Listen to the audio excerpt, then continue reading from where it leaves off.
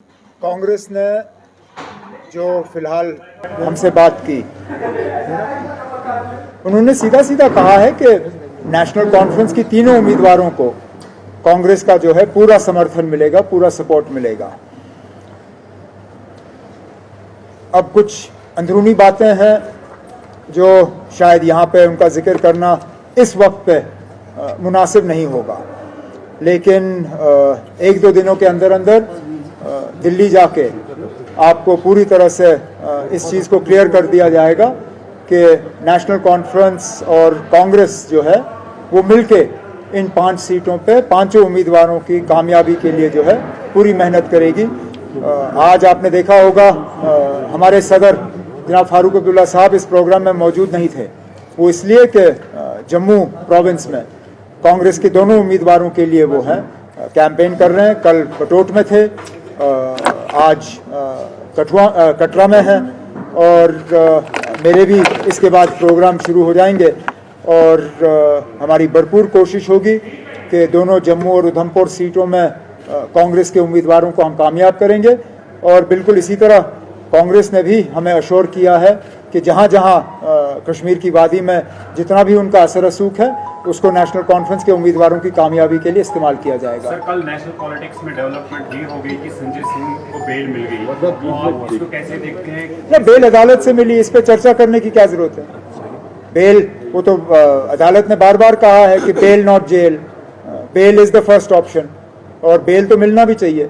लेकिन बड़ी बात यह है कि अदालत ने जो ऑब्जर्वेशंस उस वक्त दी कि संजय सिंह को बंद रखने के लिए जो सबूत की ज़रूरत है वो सबूत पेश की नहीं गई।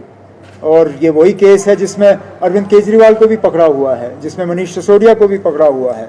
तो अगर यही हाल रहा तो हम उम्मीद करते हैं कि जल्द से जल्द न सिर्फ अरविंद केजरीवाल जी को भी बल्कि मनीष सिसोदिया को भी इसमें बेल मिल जाए।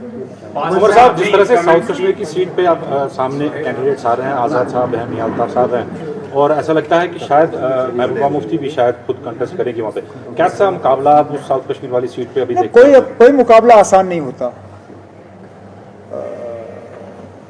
लेकिन आप मुझे बताइए ना, कभी कभार तो आपकी कमेंट्री मतलब मीडिया की कमेंट्री में होता है कि अगर स्ट्रेट कॉन्टेस्ट होगा तो नेशनल कॉन्फ्रेंस को नुकसान होगा। यहाँ पे उम्मीदवार ज़्यादा हैं, इसमें भी आपको नेशनल कॉन्फ्रेंस का नुकसान नज़र आता है। आप तय करिए ना, हमारा नुकसान किस चीज़ में है? स्ट्रेट कॉन्टेस्ट में है या मल्टी कॉर्नर कॉन्टेस्ट में है? क्योंकि दोनों तो चल नहीं सकती। या तो इनके लड़ने से साउथ कश्मीर में हमें मुश्किल होगा, या तो फिर सजाद लोन का अकेला हमारे से मुकाबला करना है, उससे हमें परेशानी होगी। दोनों चीज़ें साथ साथ तो चल नहीं सकती। लेकिन जहाँ तक इलेक्शन में उम्मीदवार उतारना ना उतारना, ये पार्टी का अपना फैसला होता है। उन्होंने अपना फैसला ले लिया, ठीक है ना, जो होगा सो होगा। वोट बढ़ता हुआ आपको नजर आ रहा है साउथ कश्मीर में? वोट बढ़ता हुआ नहीं, सवाल तो आपको ये करना चाहिए कि क्या उनका वोट हमें वैसे मिल भी जाता है या नहीं, क्या उनका वोट हमें ट्रांसफर होता है या नहीं।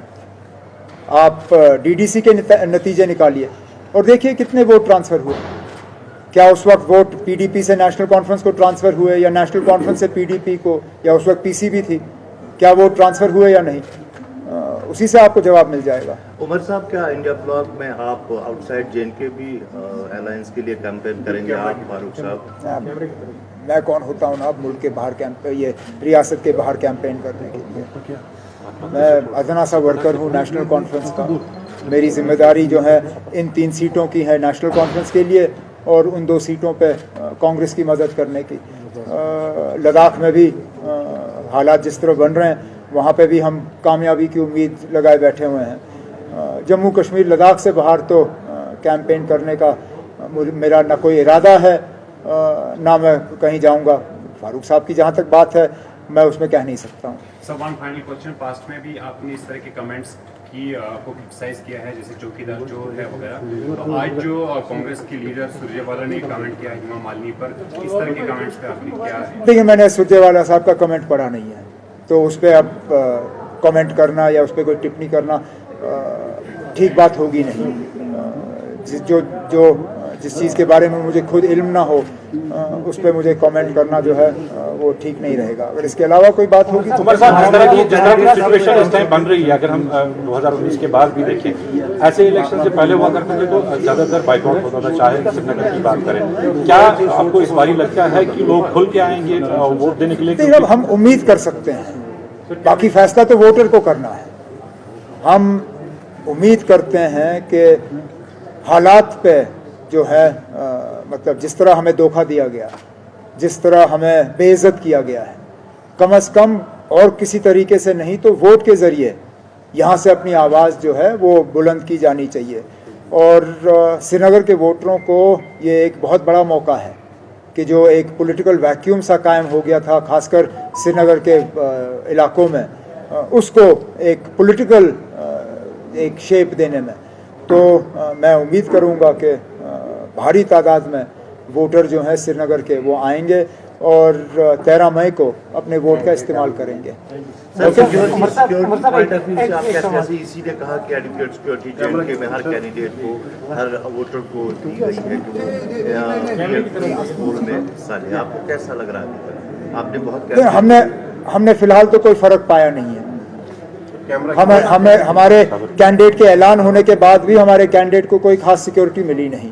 और मैंने अपनी तकरीर में कहा, यहाँ लोगों को नेशनल कॉन्फ्रेंस को गाली देने पे घंटे के अंदर अंदर पीएसओ दिए जाते हैं।